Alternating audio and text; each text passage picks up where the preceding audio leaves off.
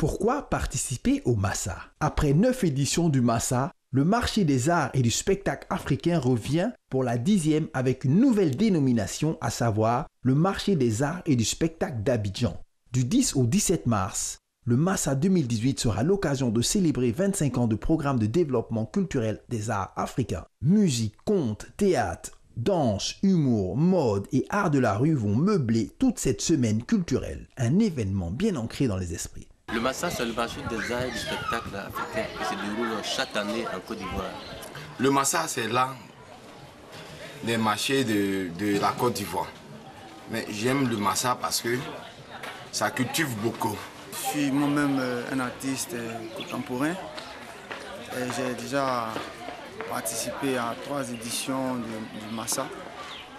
Et ça m'a permis de rencontrer encore d'autres artistes comme moi. Et ce qui est bon, c'est que ça m'a permis aussi d'avoir des contrats dans d'autres pays. Comme son nom l'indique, le marché des arts du spectacle africain qui réunit chaque année tous les acteurs qui existent dans le cinéma et qui également font de l'art. La première édition du Massa a commencé en 1993. Depuis, le Massa a fait son petit bonhomme de chemin. Et pour cette 10e édition, changement de taille. Fini la gratuité. L'entrée est maintenant payante. Il faudra débourser 5 000 francs CFA pour voir les différents spectacles. Le Massa, l'entrée est payante. Oui, c'est bon. Parce que on ne peut pas faire un truc simple sans être payant. Parce que, vous savez, c'est main dans main que nous faisons pour obtenir quelque chose dans la ville et dans le pays. Moi, j'attends la période pour, comme chaque année, aller avec mes enfants pour leur apprendre la culture de mon pays. Pour un spectacle d'envergure, je pense que c'est normal qu'il soit payant. Pour moi, le Massa, c'est pas bon que ça soit payant. C'est un truc, c'est une chose qu'on a fait gratuit pour que tout le monde puisse y participer. Quel modèle économique pour les arts des scènes? Thème de cette édition 2018. Ce sera l'occasion de se pencher sur les conditions de vie et de survie des artistes. En un quart de siècle, le marché des arts du spectacle a connu des avancées. Le Massa est aujourd'hui un rendez-vous mondial, la mobilisation est de mise. Cette année, 51 pays venus d'Afrique, d'Europe et d'Amérique sont présents avec 65 artistes et groupes retenus et repartis entre 7 disciplines. Et toute cette mobilisation internationale pour perpétuer et développer les arts vivants africains.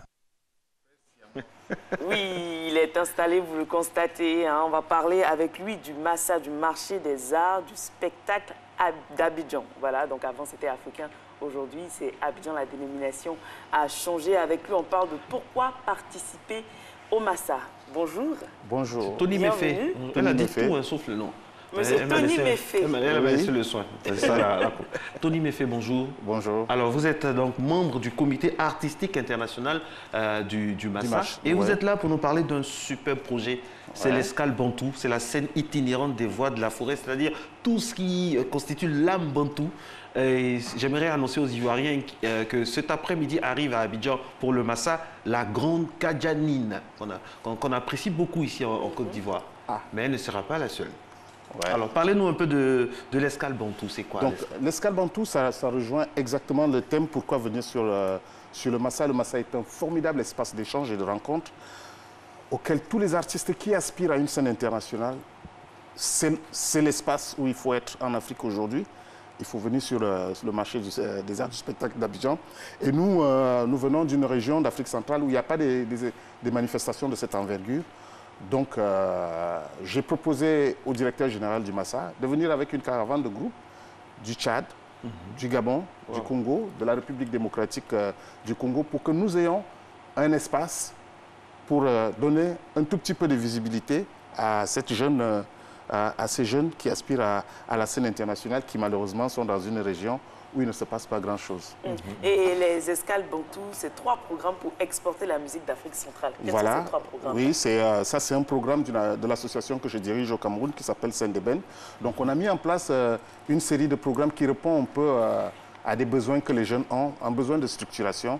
En général, les jeunes groupes, ça a du talent, ça a de la créativité, mais il faut tout l'encadrement administratif qui leur permette de se développer et encore plus exigeant de se développer à l'international. Donc nous avons ce qu'on appelle un programme femmes. En réalité, c'est un projet qui est entièrement dédié aux chanteuses à la base. C'est un programme qui est dédié à la femme, à l'émergence des jeunes chanteuses d'Afrique centrale. Et à côté, depuis l'année dernière, nous faisons un salon international des voix de femmes, où d'ailleurs on a invité le directeur du Massa parce que c'est aussi lors de cette rencontre qu'est né le projet Escale Bantou, où c'est une scène qui est dédiée aux jeunes chanteuses de la sous-région. On leur donne l'opportunité de se produire devant des directeurs de festivals que nous invitons, qui viennent de différents coins de... Ça n'a pas l'envergure du Massa, bien entendu. C'est un tout petit marché, mais c'est un marché de proximité qui favorise des échanges. Et c'est un peu ce marché que nous avons déporté sur l'Escale Bantou au Massa, qui, elle, l'Escale Bantou, c'est la scène itinérante, qui nous permet de profiter de ce que des grands événements qui se déroulent sur le continent pour voyager avec nos jeunes artistes. Vu d'Abidjan, parfois on a l'impression que le Massa est négligé, il n'y a pas d'engouement, mais quand vous en parlez comme ça, ça fait comprendre aux gens l'importance, la chance qu'on a d'avoir le Massa à Abidjan. Ouais, vous savez, nul n'est prophète chez soi. Mais vous savez, le Massa, je vous dis, nous sommes une délégation d'à peu près 150 personnes. Wow. Il y a des gens qui viennent du Mali, du Burkina, qui vont venir d'Afrique du Sud à leurs frais pour venir sur le marché des arts du spectacle africain qui est... d'Abidjan maintenant. D'Abidjan, ouais. Je vais prendre du temps, je suis un peu vieux maintenant. On a passé 25 ans à l'appeler marché des arts du spectacle africain, donc le temps de muter, ça va nous prendre 5 mois. Donc le truc, ce qui fait l'essence du Massa, c'est cette connexion avec les diffuseurs, les acheteurs, voilà. Tout ça. Vous avez un espace où vous avez plus de 300 journalistes qui vont venir, 500 directeurs de festivals, des programmateurs, des tourneurs de spectacles. C'est là qu'il faut être. C'est le place to be, hein, c'est là. Oui, le Massa, c'est le lieu où il faut être aujourd'hui. Et quel bilan faites-vous de vos différentes participations depuis que vous avez commencé à participer au Massa? Ouais, ma première participation au Massa, c'était en 1999. Je suis venu sur le off avec un jeune groupe.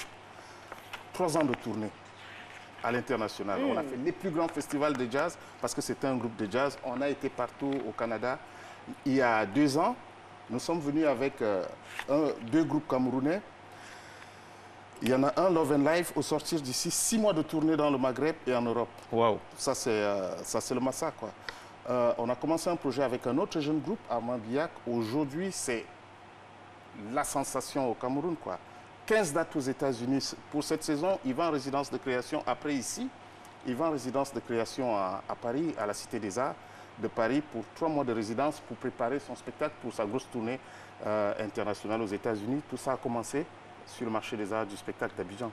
Les jeunes qui nous regardent, par exemple, les artistes, est-ce qu'on peut leur expliquer c'est quoi être en résidence?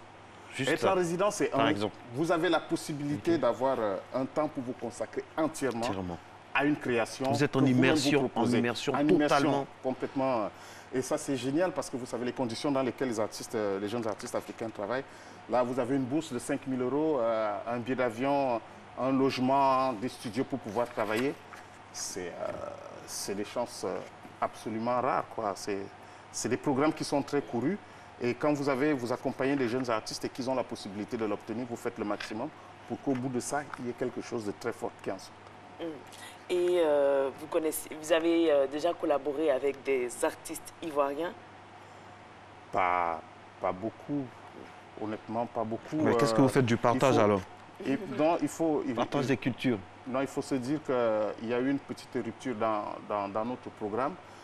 On a vécu une mauvaise expérience avec le premier groupe de jazz avec lequel on travaillait. Ivoirien? Un groupe ivoirien? Non, j'ai rencontré des groupes ivoiriens en tournée il y a longtemps, mais pendant 12 ans, on ne travaillait pas dans la musique, on travaillait dans le théâtre. Parce que notre projet, il intègre la musique et le théâtre. Et pendant 12 ans, on n'était que dans le théâtre. Et il y a 2 ans que nous avons relancé notre programme musique. Et nous avons aussi relancé parce qu'on savait que le marché des arts du spectacle d'Abidjan est en train de revenir. C'est ce qui nous a remotivés à relancer notre programme musique. Alors, il y a une présentation magnifique hein, avec des noms remplis de promesses. Ça va commencer le dimanche 11 mars, hein, le 11 mars jusqu'au 15. Oui, et il y aura par exemple Geneviève Matibey du Tchad. On peut en parler Geneviève, c'est des jeunes artistes qui rentrent dans le programme. Je vous ai dit tout à l'heure pendant que j'ai un passeport camerounais, mais je suis un citoyen. Un citoyen du monde, world citizen. Voilà, et mon territoire de travail, celui que je connais le mieux, c'est l'Afrique centrale, parce que je sillonne beaucoup notre sous-région. Et c'est les jeunes artistes que j'ai rencontrés un jour, pendant que j'étais en Djamena, parce que je fais aussi de la formation sur le développement de carrière. Vous êtes un scout. Vous êtes un scout, vous détectez les pépites. Voilà, c'est un peu notre rôle, quoi. Je veux dire, on a la chance, nos parcours nous ont donné la possibilité d'avoir certaines facilités, quoi. Et je veux dire que ça ne peut se justifier que parce que nous accompagnons le développement des jeunes groupes.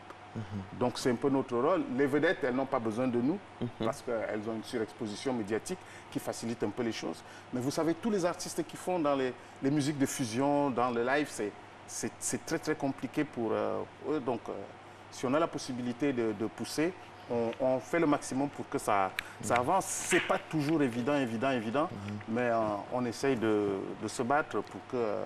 Et c'est pour ça que pour nous, c'est une formidable rencontre avec Kadjanine, qui est la marraine de notre projet, qui est venue spontanément. Elle a entendu parler du projet.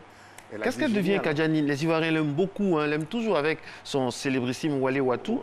On l'a aperçu une année à Monaco, elle a fait beaucoup la navette. Mais elle était en Côte d'Ivoire. Elle était en Côte d'Ivoire. Oui, on m'a dit qu'elle passe beaucoup de temps. Il n'y a pas longtemps, honnêtement, je n'ai jamais rencontré Kadjanine.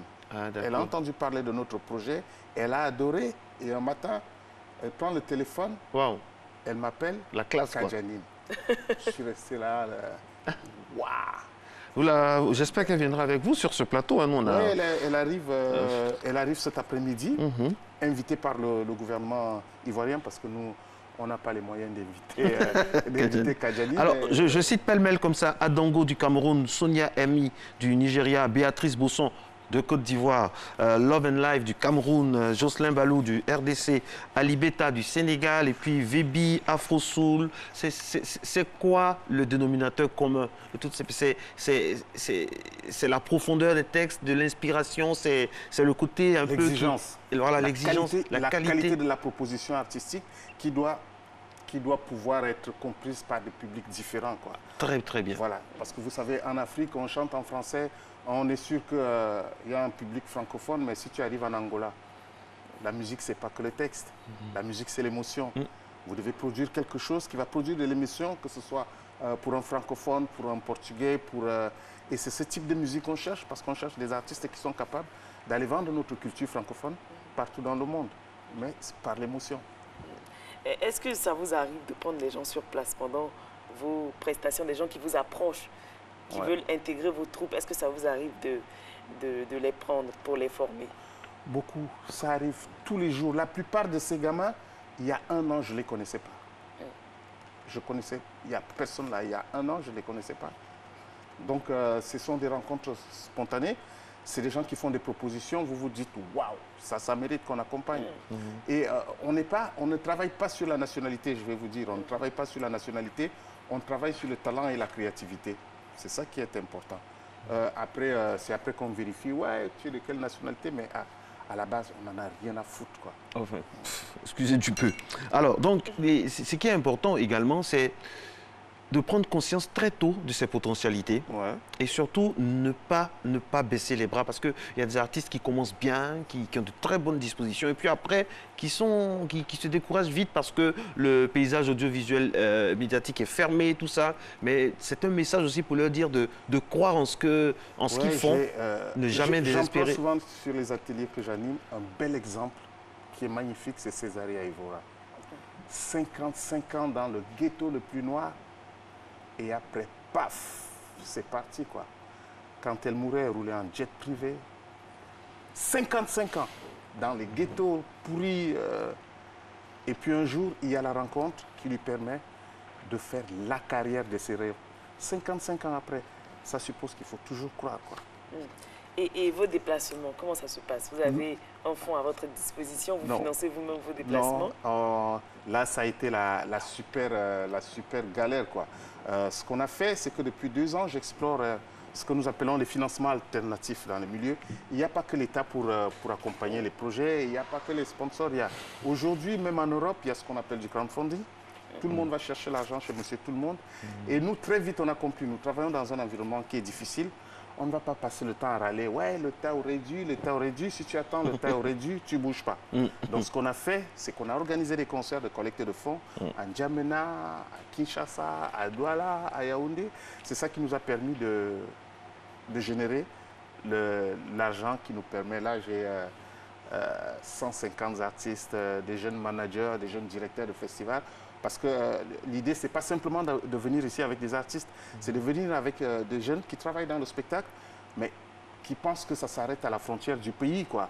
Qu'ils viennent voir c'est quoi l'environnement professionnel. Donc j'ai beaucoup encouragé des jeunes directeurs de festivals, des projets que j'aime, que j'accompagne, à venir sur le Massa, discuter avec des gens, rencontrer avec des gens, se créer des connexions qui permettent, au-delà de l'ouverture d'esprit, de rencontrer d'autres personnes avec lesquelles ils vont échanger, de rencontrer de nouveaux artistes qui pourront faire venir pour faire des passerelles. Si vous remarquez tout à l'heure, il y a des artistes nigérians, il y a des artistes ivoiriens, il y a des artistes sénégalais. Camerounais. Voilà, on ne pouvait pas venir sur le marché des arts du spectacle africain d'Abidjan qu'avec et venir faire un petit village bantou. On veut des passerelles avec les autres. Il faut qu'il y ait des échanges, il faut que ça bouge, quoi. C'est ça. On s'enrichit des autres. Oui, on s'enrichit des autres. Et vous serez où spécifiquement? Nous serons au Sénac de Trècheville. C'est le lieu que le Massa a mis à notre disposition. C'est là qu'il y aura le petit village bantou. On y sera à partir de 22h30 tous les soirs pour 3 showcases et après pour... Vous savez, les Camerounais, c'est comme les Ivoiriens, quoi. Ah oui. Ça aime la fête. En tout cas, ça, donc, on vous connaît pour ça. Bah oui, nous, si on touche chez vous. Donc, à partir de minuit, c'est scène ouverte où on va jouer tous les grands classiques de la musique africaine pour l'ambiance. Là, on n'est pas dans une situation de marché, on est vraiment dans un truc où... Allez, venez vous amuser, on va chanter de la rumba, on va chanter les vieux succès de la nourriture bantou, tout ça. Voilà, ouais, on va bouffer du ndolé, on va bouffer... Sol braisé, tout ça. Oui. C'est notre petite forêt qu'on a transportée ici, mais qui va nous permettre de nous rappeler l'Afrique des indépendances, parce que l'idée, je suis venu avec un groupe de musique qui ne va faire que de reprendre les grands classiques de la musique africaine. En tout cas, mesdames et messieurs, c'est un programme magnifique auquel vous êtes conviés et ça commence normalement ce soir aussi avec le concert des femmes, les musiques urbaines. Et puis demain, c'est la cérémonie officielle, la cérémonie d'ouverture de ce marché des arts et des spectacles d'Abidjan. Et nous avons voulu un matin bonheur recevoir donc notre ami Tony Méfé qui nous vient donc du Cameroun, de Ebolova. On salue tous ceux qui nous regardent de ce côté-ci, de ce beau pays qu'on aime, Cameroun. On aime bien le Cameroun. On va faire un matin bonheur là-bas un jour au Cameroun. On est beaucoup suivi. Cameroun est vraiment très suivi. Et on les aime beaucoup aussi, les Camerounais. On les salue toujours quand on en a l'occasion. Alors, qu'est-ce qui fait qu'il faut venir au Massa en 2018? J'ai envie de dire ça comme ça.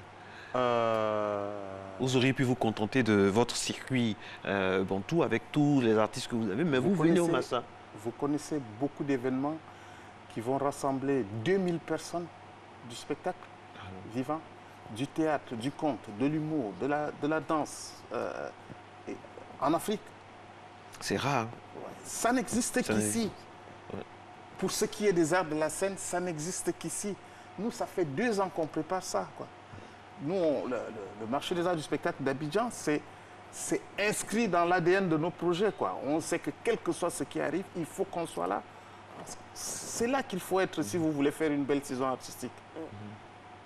500 journalistes que vous n'avez pas besoin d'aller chercher, vous vous côtoyez tous les jours, des gens que vous ne voyez qu'à la télévision ou dont vous ne voyez les têtes que dans les magazines.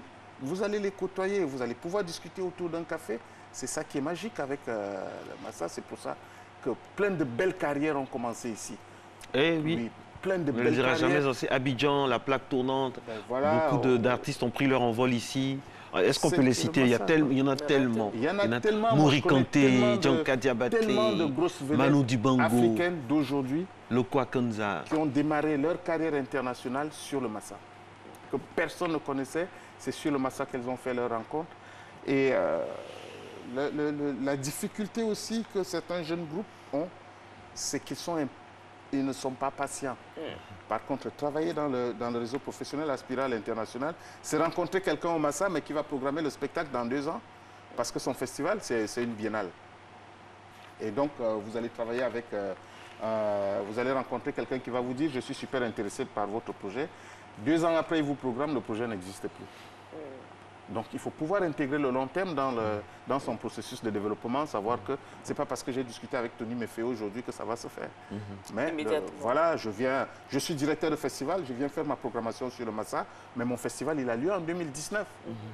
Donc, le groupe que je rencontre aujourd'hui, c'est peut-être pour 2019 ou 2020 que je vais programmer et je vais suivre le développement de ce groupe pour confirmer la programmation. Mais vous avez des jeunes groupes... ça va juste passer à la télé. Et surtout, l'Afrique est très riche culturellement. Ouais. Très, très riche. Mais les Africains ne s'intéressent pas à tout ça. Qu'est-ce qui provoque cela? Pourquoi? À quoi cela est dû? C'est notre nouveau discours. Il faut que nos gouvernements intègrent la culture comme un véritable levier de développement culturel. Tant que cela n'est pas fait, mais au sens administratif et juridique, parce que ce n'est pas simplement l'accompagnement financier, quoi. Il faut qu'on crée les mécanismes qui permettent aux artistes et à tous les intervenants de la chaîne de production de s'épanouir, de travailler dans de bonnes conditions. Regardez la piraterie, par exemple. Vous savez combien d'emplois la piraterie crée? Il y a tous les jours, vous trouvez des gens qui vendent des CD dans la rue, quoi.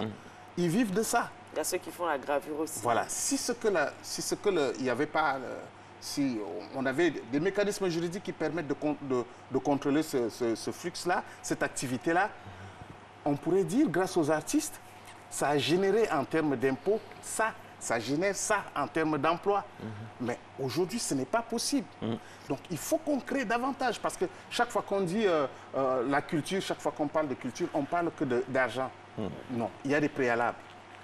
Sur le plan administratif, sur le plan juridique, c'est quoi la réglementation? Qu'est-ce qui permet à tout le monde de s'épanouir et que le métier d'artiste soit reconnu? C'est quand même assez paradoxal. Nous vivons dans des pays où on sait qu'il y en a des grosses vedettes, tout le monde les invite partout, mais le métier d'artiste n'existe pas comme métier juridiquement dans la plupart des pays africains. C'est vrai. Et puis regardez, on a l'impression parfois qu'on est un artiste africain, il est pris au sérieux dans son pays seulement quand il éclate, quand il est à l'étranger. Et il y en a même qui sont très connus à l'étranger, mais pour faire un concert ici et remplir dignement un stade, c'est compliqué. C'est super paradoxal, ça. Voilà, c'est regrettable qu'en 21e siècle, on en soit encore à aborder ces problématiques. Nous allons intervenir. L'Organisation internationale de la francophonie organise un colloque sur la circulation des artistes dans le cadre du Massa. Mais ce sont ces problématiques-là que nous allons aborder. Mais ça fait 20 ans que moi je suis là, mais j'entendais déjà, on parlait de ça. 20 ans après, on est encore à faire des mêmes réflexions sur les mêmes sujets. Oh là là. Alors, selon vous, c'est une volonté politique? C'est le minimum, quoi, que nous on demande. Il faut qu'on arrête... de râler sur « ouais, nous avons besoin de fric ». Le fric, c'est important, mais le fric, on peut aller le chercher n'importe où, à condition qu'il y ait des mécanismes. Vous savez, il y a un texte de loi au Cameroun sur l'organisation de spectacles et le mécénat qui permet d'alléger, qui permet d'inciter les entreprises à participer à l'organisation des événements, parce que la promotion qu'ils font est défiscalisée. C'est des petits mécanismes qui marchent super bien quand vous allez dans les pays en Afrique de l'Est ou en Afrique du Sud où on ne connaît pas la subvention comme dans l'espace francophone, quoi. Donc il y a une certaine incitation que l'État, des mécanismes que l'État a mis en place pour que les entreprises contribuent. Le texte, le décret d'application, il est sorti du Premier ministère en 2012. Jusqu'à aujourd'hui, personne n'est au courant. Est-ce que vous vous rendez compte? Il suffit simplement que ça fonctionne. Ça fonctionne, le même texte. Il est là, il existe pour les footballeurs. Ils reçoivent 5 milliards de financement des sociétés de téléphonie mobile. Nous, on travaille dans le spectacle. On ne peut pas avoir accès à ça parce que les mecs ne sont pas au courant et surtout ne sont pas au courant des mécanismes qui permet de défiscaliser leur implication dans l'organisation des événements. Mais c'est de ouf, quoi. Mais c'est ça qui fait les gros événements en Afrique du Sud, au Zimbabwe, au Kenya, en Ouganda. Ils ne cherchent pas les subventions. Ils ont des sponsors qui les cherchent. Mais qu'est-ce que vous faites pour que ces grandes entreprises-là aient l'information? Ce n'est pas à nous de le faire, c'est le travail du ministère de la Culture. Mais puisque c'est vous qui bénéficiez. Mais puisque ce n'est pas toujours bah fait. Oui, mais on est en Afrique, là. Ça veut dire quoi? Je veux dire que moi, je suis hyper remonté contre le ministère de la Culture, mais si c'est que vous êtes seul, ça devient votre combat. Je l'assume parce que j'ai la chance, aujourd'hui, de pouvoir dire ce que je pense. Ça, c'est important parce que j'accompagne, je fais des trucs, je développe des projets au Cameroun où je ne demande rien au gouvernement camerounais. Moi, je n'ai même pas envie de leur demander du fric. Ce que je leur demande, c'est mettez-nous en place un environnement qui nous permette d'exister. Là, je viens avec 80 gamins du Cameroun, des journalistes. On n'a pas demandé un copec au ministère des Arts et de la Culture. Je n'ai même pas voulu qu'on y aille. Parce que ça ne sert à rien. Vous allez faire le pied de grue au ministère. 2 semaines après, on va vous dire, ah ouais, le ministre vous aime beaucoup. Voilà 1 million. On est 80, les billets d'avion coûtent 420 000. C'est pour combien de personnes? 2. Et on va vous dire de remercier. Donc la meilleure façon pour nous de dire, il y en a marre, c'est de faire des choses en leur disant, on peut le faire sans vous. Si vous voulez le faire avec nous, ne nous donnez pas les miettes, quoi. Créez-nous un environnement administratif et juridique qui nous permet de développer nos activités pour que ça ait un impact sur l'économie de notre pays. Tout à fait d'accord avec vous. Tout à fait. Donc, c'est un peu dans cette démarche qu'on s'inscrit. C'est très, très difficile parce qu'à côté, vous avez des gens qui ont beaucoup plus faim que nous, quoi. Et moi, ce qui me fait mal, c'est qu'il y a des manifestations qui ne, vraiment, entre guillemets, pas trop importantes, on va dire ça comme ça, mais qui ont tous les sponsors, qui ont toute l'attention de certaines autorités, alors que ce qui véhicule l'âme du pays, la culture du pays, à proprement parler, c'est négligé. Oui, mais je pense qu'il faut que nous aussi, vous savez, nous qui disons... Prenez un concours, on se déshabille, on aura au moins 15 sponsors. Mais quand nous qui travaillons dans ce qu'on appelle les musiques sérieuses, nous sommes aussi condescendants. Il faut savoir s'adapter. Qu'est-ce que les entreprises, elles attendent? Pourquoi est-ce qu'elles vont pour des manifestations que nous, on trouve bizarres? Il y a un discours, il y a une manière de vendre. Il faut pouvoir s'adapter aux exigences du marché. Mais nous, on est condescendants. Il faut qu'on fasse attention, c'est qui notre interlocuteur? Il a besoin de quoi? Est-ce qu'on peut s'adapter? Comment est-ce qu'on trouve le juste milieu entre ce qu'ils veulent? Et ça, il faut l'intégrer, quoi. Mais progressivement, c'est vrai, on ne va pas vendre du tout venant pour pouvoir justifier d'un sponsoring. Mais je pense qu'on peut trouver le juste milieu pour avoir une vedette dans un projet qui travaille davantage sur le développement des jeunes artistes. Mais qu'est-ce que ces gens, ils attendent?